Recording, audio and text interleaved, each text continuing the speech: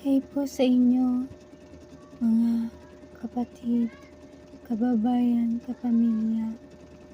Ako po humihingi ng tulong sa inyo at kumakatok sa inyong mga puso na sana po ay tulungan niyo po ako na makalapit at makahingi ng tulong kay Senator Rapi Tulfo.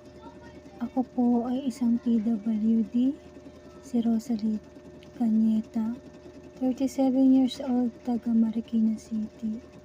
Ako po ay kumakatok sa inyong puso na sana inyong matulungan dahil po ako ay may sakit na brain tumor at bulag na po ang isa kong mata. Yung isa ko naman pong mata 50-50 na pero malabo na po. 2 beses na po akong nakalapit sa ospital pero wala pong nangyari. Magsi 7 years na po na ako ay nag-aantay ng schedule for waiting for operation pero wala po nangyari hanggang sa nabulag na po ako.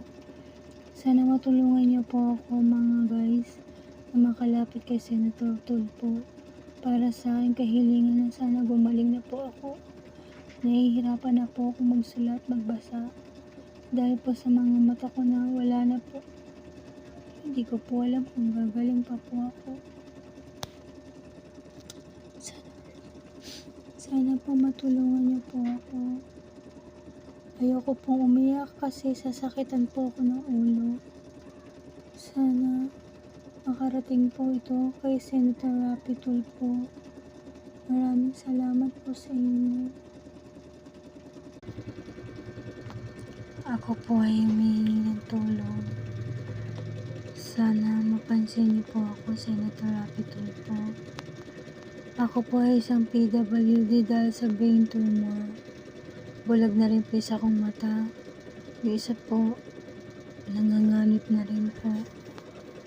Ako po ay si Rosalie Cañeta, 37 years old, taga Marikina City. Sana po mapansin niyo po ako, si Rapi Tulfo. Ayoko po sana mabulag. Sana matulungan niyo po ako, si Rapi Tulfo, sa hinaing ko. Alam kong kayo lang po ang makakatulong sa akin. Dahil ang dami ko na pong nalapitan, wala pong nangyari. 2 ospital po napuntahan ko pero wala rin po nangyari. Sana po matulungan niyo ako, si Rapi. Nagpabaka sakali po ako na matulungan niyo po sana ako. Marami pong salamat, si Rapi.